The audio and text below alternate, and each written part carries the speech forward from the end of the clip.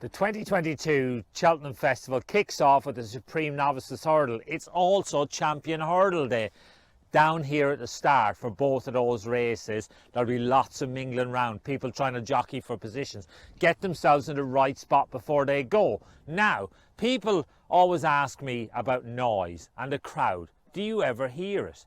The answer is no. You're too busy concentrating on the job in hand. But when the starter lets them go for that opening race, especially this year, it's been 2 years since we've had crowds here at Cheltenham, and I think that famous Cheltenham roar is going to be even louder than ever. And as you gallop towards that first hurdle, that bubble of sound travels down the track and pops all around you, and you can't help but feel it. It's really important. You cannot win the race here at the start, but you can certainly lose it. In 2007, I rode a very good mare called Amaretto Rose. I didn't get the best start, and I still feel to this day it cost me the race. So there'll be plenty of jockeying for positions down here. Constitution Hill, John Bond, all of those Irish horses will all be trying to get a really good start. And if you look up to the stands, you can see that from this first hurdle, you've got a very long run to that second hurdle. So you'll have plenty of time to try and get yourself into that good position. It's a really good start down here. The first time I came to ride at the Cheltenham Festival, this is the view that met me. Now, it is one of the most iconic views in horse racing. But the thing that struck me was, where do I go?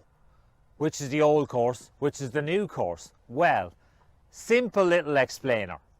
Over my right shoulder, you'll see the fences on the inside. That is the new course where the Gold Cup is run. The fences over my left shoulder is the old course round the outside where the Champion Chase, the Arkle are run. And you can see the little subtle differences even from this point, that on the old course it's more of a camber. You're more at an angle. It's a little bit more awkward for some of the horses to deal with. But both are fantastic, and they are very different tests in their own right. This is a really crucial part of the course. We're on the old course, and behind me, fourth last fence and the fourth last hurdle. It's really important to get a good jump here, because you can't really see it on TV, but it's a really steep climb up this hill. In an ideal world, you do not want to be trying to make up ground up this steep hill. Ideally, you'll be hard on the steel, because what comes next is a sharp left turn and then straight downhill. It's a hell of a view, but trust me, when you get to this point in a Champion Chase or a Champion Hurdle, the last thing you're thinking about is the view. We're at the highest point of the course here. What goes up must come down. Now, the third last awaits down there over fences in the Champion Chase. I had my big break back in '94 when I rode a horse called Remittance Man. He was a brilliant jumper, but I got silly. I got too ambitious and ended up putting him on the floor. You cannot afford to do that. You've got to hold them down there, then let them run if the stride is there. This year's Champion Chase, Energumene on the front end. Will Paul Townend be hanging on to plenty? Nico de Boinville, where'll he be on Shishkin? Right on his tail, I think. Here at the highest point of the course on the old course, you can see it's quite undulating, but one of these ridges, when you're coming over here at 35 miles an hour and then start to go, occasionally a horse will miss a beat. Now look what awaits them in the Supreme Novices Hurdle. You've got two hurdles going downhill. You'll also see that they're island hurdles, so horses will split. They'll go either way. Some will go right, some will go left, just trying to get a little bit of room over those obstacles. It's really important. Riding on the old course, I feel, is a bit like a beating heart. You've got to get into a good rhythm. If you're going too fast, too slow, too fast, too slow, it'll never work. Really important to find that rhythm. It's vital. I spoke about the beating heart of the old course. You can see what I mean when you see behind me. Third last, second last, downhill. There is no room for error. When you ride top-class 2-mile hurdlers, you're flying at this point. You know you've got the hill to climb. It seems like it's a long way to that last hurdle, but trust me, when you ride those horses, there is no time. I can remember coming around this turn on a horse called Blue Royal thinking I was going to win the champion hurdle. Little did I know Istabrack was cantering alongside me. This year, will it be Honeysuckle cantering?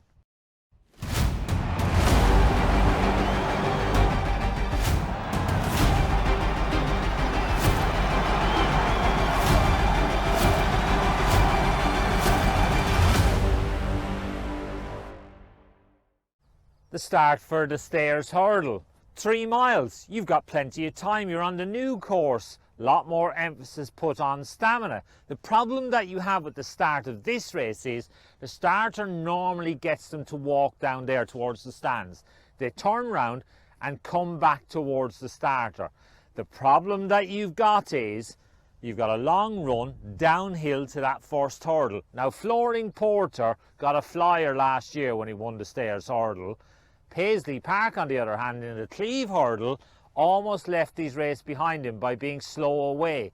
He gave the field a 15-length start, yet still managed to win. He won't be able to give Flooring Porter any room here because he's extremely smart. And if he gets a freebie, they may not catch him. New course, old course. You hear a lot of people talking about the new course putting a real emphasis on stamina. Why is that? Well, you can see behind me, that's the second last on the new course. There is only 2 hurdles in the last 7 furlongs on the new course.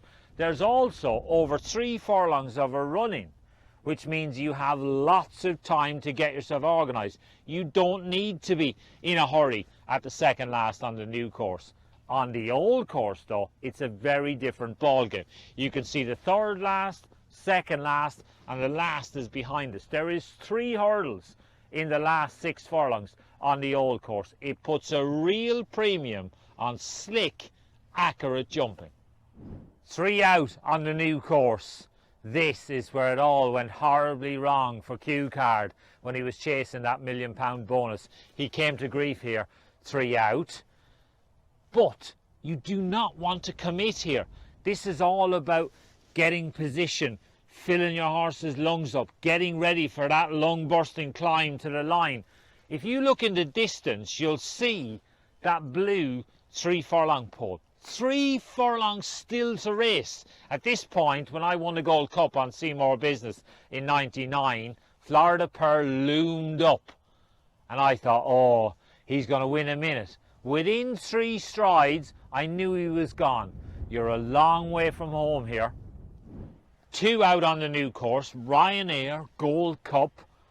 When I won the Gold Cup on Seymour Business, I had my head down. I wasn't thinking about anything but trying to find that perfect stride. When you get to here, you know you've only got 1 fence between you and a place in the history books. Land over the last, you've got a furlong left to run up that famous Cheltenham hill. If you're on a horse that's running on empty, it'll be the longest furlong of your life. Plenty of horses in this year's Gold Cup with stamina in abundance. Minella Indo loves it at Cheltenham. Galvin, winner of a National Hunt Chase. Will it be his turn this year? People always ask me, do I miss riding? And the answer is yes, I do. But what I really miss is this.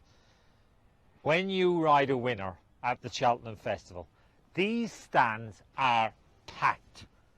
And there's people 20 deep, all trying to shout out congratulations, all trying to see the horses that have won walk past them and congratulate the winning rider. There is no greater feeling than walking down here, having won one of the big ones. But trust me, every race at Cheltenham is a big one. This is a truly magical place.